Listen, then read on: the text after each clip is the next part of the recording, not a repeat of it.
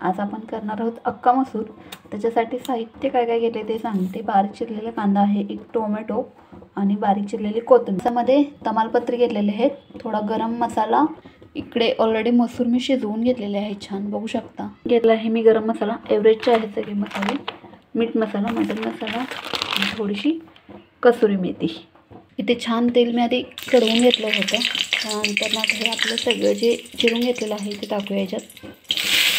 कोथिंबीर पण मी तेलातच टाकलेली आहे। इथे बघू शकता तेलात आपला कांदा छान परतलेला आहे। त्यानंतर टाकूया थोडेसे मसाले आपण टाकूया याच्यात। थोडा मीठ मसाला टाकलेला आहे, त्यानंतर थोडासा गरम मसाला,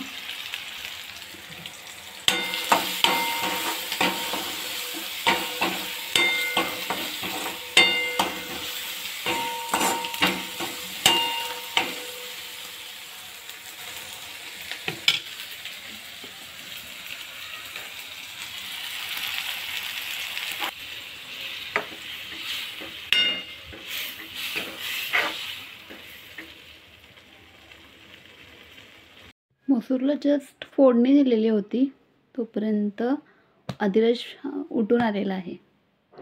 झोपला होता तो शांत। सकाळी मला वाटते 10:30 पावणे 11 वाजता झोपला होता तो आत्ता उठून आलेला आहे। त्याच्यावर सकाळी 7 वाजता उठून बसलेला। काल जरा काय म्हणतात बऱ्यापैकी लवकर झोपला होता। लवकर म्हणजे किती, 1 वाजता झोपला होता काल तो। जास्त लवकर म्हणजे किती 11 की 11:30 12 वाजता नाही, 1 वाजता झोपला होता आणि सकाळी 7 वाजता उठून बसलाय तो। तेव्हापासून जी खूप जागा होता, सगळीकडे फिरून आला, सगळं घाण केला होता, हात पाय तीन सगळं घाण केला होता त्याने। एवढं घाण करून आला होता फिरून सकाळी। त्यानंतर त्याला स्वच्छ अंघोळ वगैरे घातली। खायला तर काय त्याला नकोच होतं, सकाळ सकाळी काय झालं होतं काय माहीत, खायला नको होतं। शिरा केला होता पण त्याला नकोच होतं, असं म्हणलं राहू दे आता। मग अंघोळ घातल्यावरती झोपून घेतलं ते आत्ता उठून आला। तोपर्यंत आमची सगळी कामं आवरलीत। कामं आवरून एक 5 मिनिटच बसायचं म्हणलं तोपर्यंत उठून आलाय। पण झोपलाय तो आत्ता, पण काही उठलेलं नाही आहे, झोप आहे त्याला अजून। पण सकाळी लवकर उठल्यामुळे त्याला अजून झोप आहे। असं असते, कामं आवरून एक 5 मिनिटं बसायचं म्हणलं तोपर्यंत साहेब आमचे उठून तयार असतात। काय करायचं, तर पप्पांना त्याच्या पाहिजे होतं अख्खा मसूर, त्यांना तसं हवं तसं करून दिलेलं। चटपटीत कर म्हणत होते, तर चटपटीत केलं तर मग बाकीचे मेंबर्स असतात त्यांना जास्त तिखट आवडत नाही आहे। सो दोघांचं काय म्हणतात बॅलन्स करून करावं लागणार आहे। आता बघूया, आवडलं तर आवडलं, नाही तर बसलं तिकडं। प्रत्येकाचं फरमाईश काय म्हणतात वेगळ्या वेगळ्या असतात। ह्याला हे नको, त्याला ते नको, हे असंच केलं ते तसंच केलं, ह्यात मीठ कमी आहे त्यात मीठ कमी आहे, हा भात असा शिजला।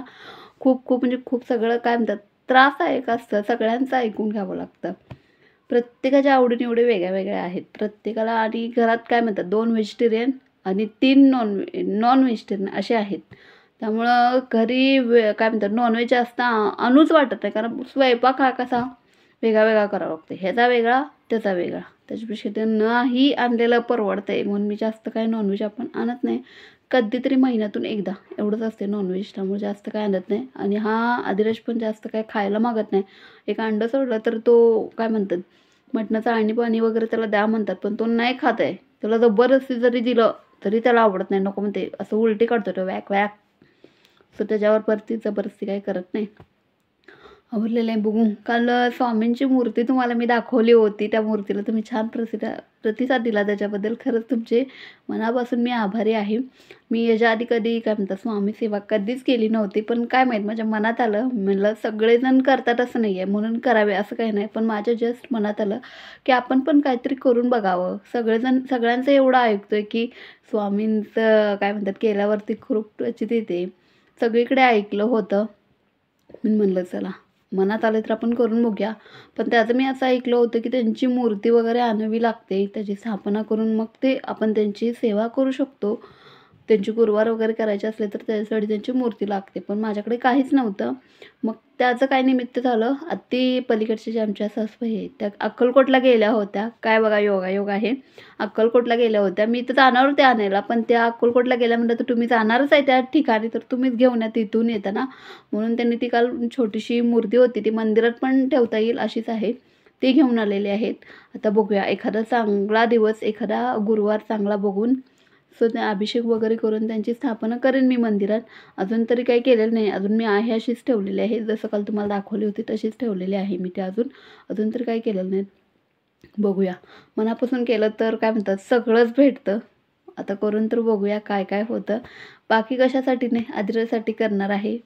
बाकी मनात असं वेगळं काहीच नाही आहे. बाळाला छान सारखा आजारी पडतो तो, आजारी पडू नये, छान हेल्दी राहावं, त्यालाच काय म्हणतात छान आयुष्य लाभावं त्याच्यासाठी करणार आहे. बाकी काहीच नाही आहे याच्यामागचं कारण. स्वामी सेवा मी ऐकलं होतं खूप जणांच्याकडनं किंवा मग आपली प्रांजल ताई सॉरी सोनाली ताई आहे तिच्याकडनं पण ऐकलं होतं मी. तिच्या व्हिडिओमध्ये मी खूप वेळा बघितलं होतं. तिने खूप वेळा असं दाखवलं होतं स्वामी सेवा. सो म्हणलं तिचे असू दे किंवा मग अजून बरेच आपले यूट्यूबर्स आहेत त्यांच्याकडून पण मी ऐकलं होतं स्वामी सेवांबद्दल.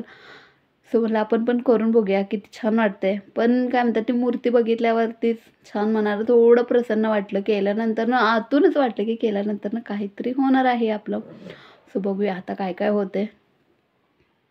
घोरायला लागलाय तो. रात्रीचं तो एकीकडनं आणि त्याचे पप्पा एकीकडनं दोन्हीकडनं घोरत असतात मी सारखं हलवत असते त्यांना, घोरू नका घोरू नका. त्यांच्या घोरण्याच्या आवाजाने हा बाबा हलत असतोय. आता झोपला आहे, काहीच खाल्लेलं नाही त्यानं. आता बघूया काय खातोय का. मी गॅस बंद केलेला नाही, बहुतेक गॅस चालूच ठेवून आलो ह्याच्या नादात. गॅस बंद करूया. उन्हात सुकवत ठेवायची होती. सो बाजरी घालायला टेरेसवर आलो होतो. ऊन आहे आज थोडं कमीच ऊन आहे, जास्त म्हणावं तर एवढं ऊन नाही आहे. बाजरी घालायची होती उन्हात, टेरेसवर आले होते. आणि मला वाटतं मी टेरेसवर आलेलो हो, जास्त टेरेसवर येणं आमचं होत नाही. बाजरी घालायची होती उन्हात म्हणून आलो होतं टेरेसवरती. बाजरीचं पीठ आणते आम्ही दरवेळेस, पण ह्यावेळेस बाजरी मामांना म्हणजे आमची सासरी बोनं कुठेतरी दिली होती. ते बाजरी धुवून वगैरे उन्हात घालायचे असतात असं म्हणतात. मग ते घालण्यासाठी आलेलं हो. ऊन आहे ऊन, त्यामुळे तुम्हाला थोडंसं काळपटपणा दिसेल. नंतर आमचा मोबाईल. मी दुकानातून पण पीठ आणणार होते, पण तिथं पण मला काय म्हणतात बाजरी सजेस्ट केली होती. बाजरी घ्या, बाजरीचं पीठ जास्त पडतं दळून आणल्यावरती, पीठ कमी येतं. सो बघूया आता दळून आणायचं आहे. समोर आहे भोगी. टेरेसची आमच्या हालत दाखवते जरा. झाडांना आणून मला वाटते उद्या 8 दिवस होतील. मागच्या संडेला आम्ही गेलो होतो, पण 8 दिवसात बऱ्यापैकी छान त्यांची वाढ झालेली आहे. बघू शकता गुलाबाला छान कळी पण आलेली आहे. छान वाढ झालेली आहे. इकडं दार बघू शकता आमचं. समोर काय म्हणतात बांधकाम चालू आहे, त्याच्यामुळं सगळं घाण झालेलं आहे. किती जरी स्वच्छ केलं तरी घाण. समोर बघू शकता बांधकाम चालू आहे, त्याच्यामुळं असे हलत होते. डमू कुठे गेली होतीस? टक्क्यात शाळेला गेली नाहीस?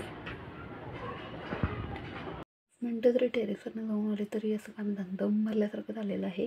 जिना उतरायची चढायची सवय आता मोडलेली आहे, कारण कपडे सुकून घालायला पण मी वरती जात नाही, पाठीमागच घालते. तिथंच मी कपडे सुकून घालायचं करून घेतलेलं आहे, कारण ह्यामुळं आदिराला सोडून मला कुठेही जाता येत नाही. लक्ष द्यावं लागतं त्याच्याकडे. एखाद्या वेळेस झोपलेला असतो किंवा मग खेळत असतो, त्याच्याकडे लक्ष देता देता पाठीमागं मी कपडे घालू शकते, पण टेरेसवरती नाही जाऊ शकत. सो टेरेसवरती जास्त येणं होत नाही. पाठीमागं बघू शकता झोपलेला आहे छान. तो झोपला तोपर्यंत अजून एक काम आहे, ते काम आवरते. दम लागते. तर चला व्हिडिओचा एंड मी इथंच करते. भेटूया आपण उद्याच्या ब्लॉगमध्ये. तोपर्यंत सगळ्यांना बाय बाय. आजचा दिवस तुम्हाला छान मस्त आनंदात जावं ही स्वामीचरणी आजची प्रार्थना असेल. तोपर्यंत बाय बाय.